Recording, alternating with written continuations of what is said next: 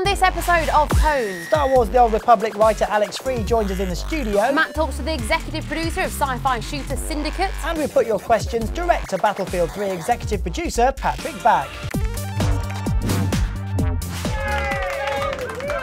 Welcome to the first PWNED of 2012, and big news, we're now going to be bringing you a double helping of PWNED every month. So don't miss an episode by subscribing to us using the handy banner above. Let's start with the latest EA announcements.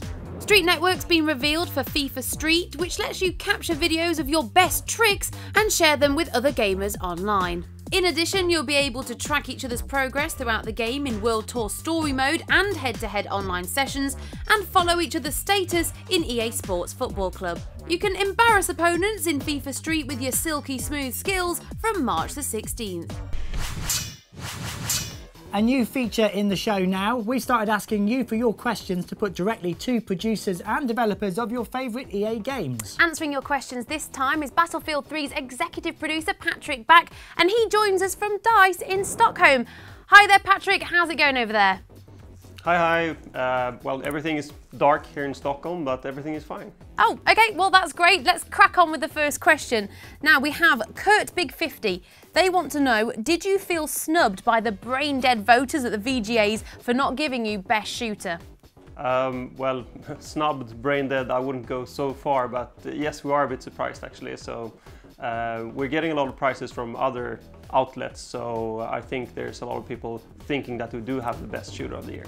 Well, it's good to know you've got a lot of fans out there. Right, Joey Dale 13 wants to know, BF3 is by far the most engrossing multiplayer title to play, especially with friends, but what's the best feedback you've had from the industry? I think we're getting a lot of positive feedback for the game, and I think it's a combination between people thinking that this is the best Battlefield game that we've ever built, and also that we are living up to the expectations, because first of all, we have been building a lot of great Battlefield games in the past, and this is, to us, the best Battlefield title, and when we get that feedback, we of course get very satisfied. And also the fact that we've been hitting the expectations that has been building over the last year, which has been skyrocketing, and of course hearing that you're living up to the expectation is of course great. Absolutely. Now the next question is from LTN83. They ask, are you looking to introduce any multiplayer maps set at night time so that you can use infrared scopes? Well, we can't really talk about the maps that we haven't released yet or that we haven't announced yet. So, of course, we have the functionality in the game to do all of the above, but I can't talk about what we're doing for the future. Sorry. Certainly intriguing there. All right, we've got one more question. Obviously, a lot of fans make YouTube videos on the internet. Are there any personal favourites you've got? Well, we're seeing great videos every day. We've been seeing great videos when people are doing all kinds of stuff that we couldn't even imagine when we built the game. We saw a clip the other day where someone was being chased in a jet by another jet, and he jumped out midair, took out his rocket launcher and shot the other jet into pieces, and then fell and jumped right back into his jet and kept flying. That was amazing. We see this kind of things every day, and we're just happy to see that people are so creative within the Battlefield universe. Did you even think that some of this stuff was possible in the game? Well, we know that I have a lot of cool systems, and the whole rock, paper, scissors gameplay of Battlefield allows you to do all kinds of stuff. But there's a lot of stuff that we could never imagine that we sometimes just get amazed to see. So we're happy with the creativity of our fans. Patrick, that's all the time we have, but thank you very much for answering our viewers' questions. We're big fans of the game here on PWNED, and we can't wait to see what's happening with Battlefield 3 in the coming months. Thank you very much. Also, thank you to all the fans who tweeted in the questions. Remember, you can also send in your questions about any EA game on the comment section of YouTube, and we'll endeavour to get them answered for you. Before we move on, here's a clip of that video that Patrick was talking about.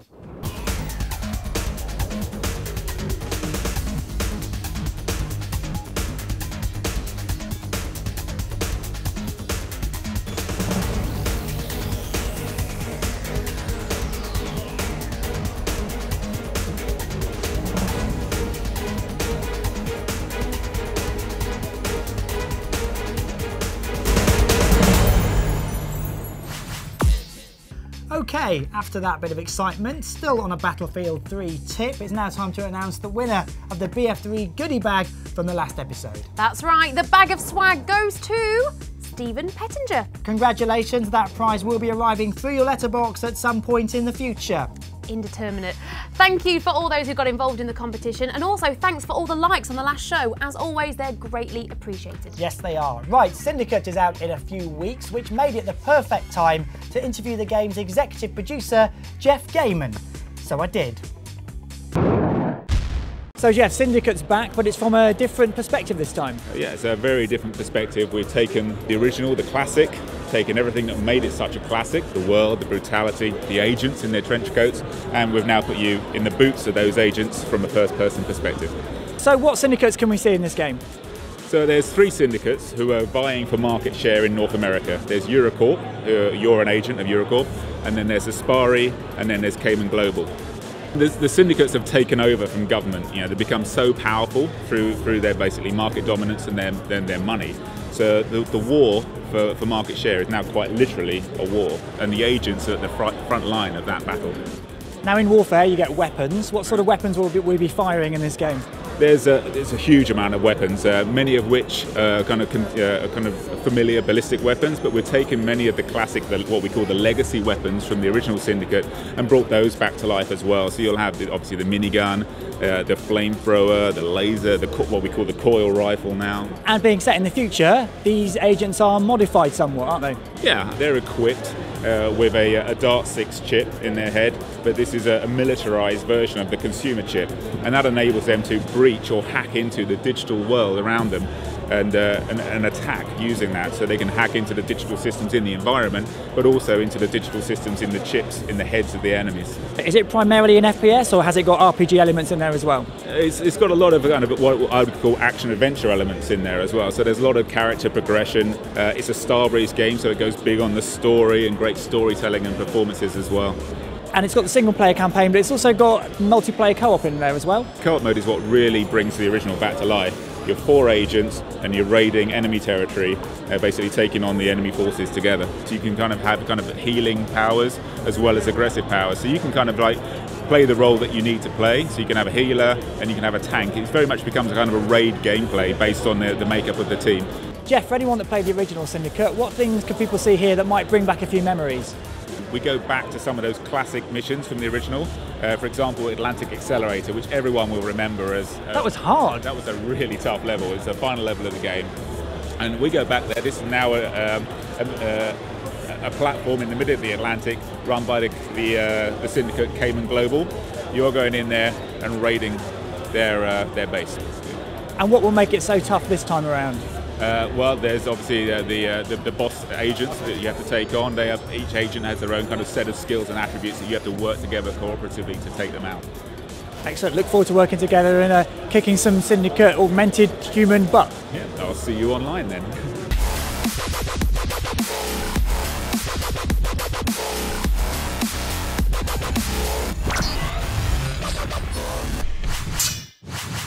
Star Wars The Old Republic has been live for about a month now, and it gives us great pleasure to welcome to the studio Alex Freed, who's a writer on the game. Way! Alex, great to see you back here in London. It's great to be back. So last time you were here for the launch, how did that go for you? Oh, that was fantastic. I mean, it's always great to get out and meet fans and see people excited about the game. And yes, people were lining up. There were, you know, we had 100, 150 people there, and they were all enthusiastic. We had people dressed up, and they've got the game now, and hopefully they're enjoying themselves. Now, the story behind this is pretty epic. When did you start working on the game? So the writing team started working on the game about five and a half years ago at this point. And yes, it's one of the largest writing projects that's ever been done, certainly the largest that's ever been done in video games. We had a team of about 12 writers at any given time, 60 man-years of work. It was a lot of writing. Now, 60 man-years, let's just try and put that into some sort of perspective that people understand. If you were to say that was movies, how many movies would that write? So we've run the numbers occasionally, mostly for our own amusement. You know, I was going to say. It's always nice to look at it and go, wow, we wrote a lot. You know, in terms of films, it's got to come to, you know, hundreds of film scripts. Obviously there's key characters that everyone knows inside out, but this time you've written stories for smugglers, you know, for other characters. That must have given you a lot of freedom. By having a character like the smuggler, you know, we could write this sort of criminal hijinks storyline with, you know, strange, you know, criminal interactions and wild romances and things that you don't normally see in a role-playing game like this. What class are you? I always really enjoy playing a Republic trooper and playing at dark side.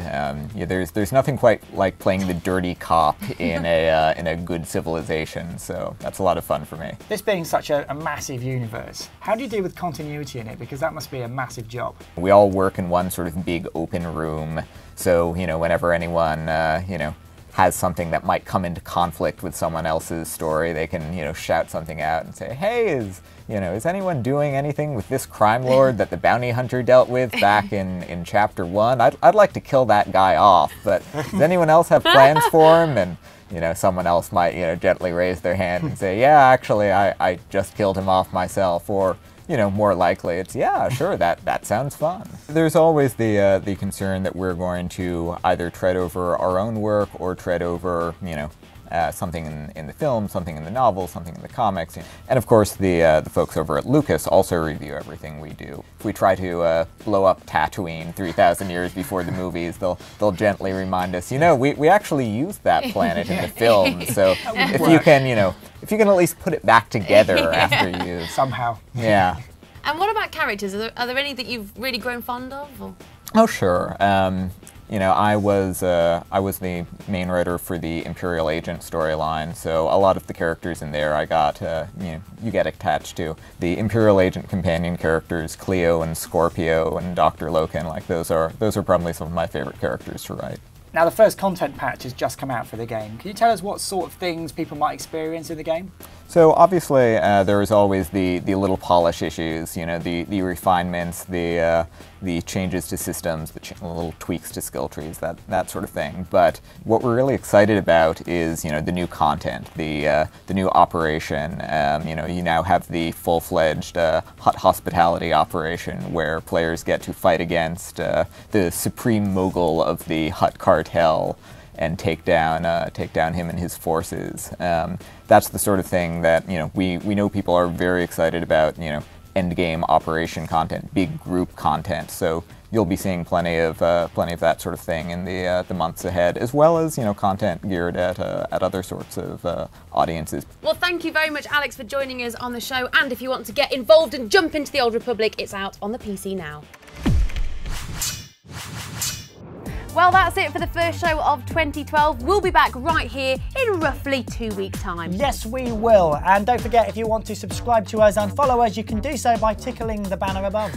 You can also leave your comments in the box below. If you're watching this on full screen, I'm pointing to your keyboard, but you get the general idea. Yeah, we particularly want to hear from you guys if you've got any questions for producers and developers of your favourite EA games. We'll be using those questions in forthcoming episodes. We will indeed, but for now, we'll leave you with a pick and mix of things you might want to watch on EA Vision. We'll see you in 2 weeks. Bye. Bye.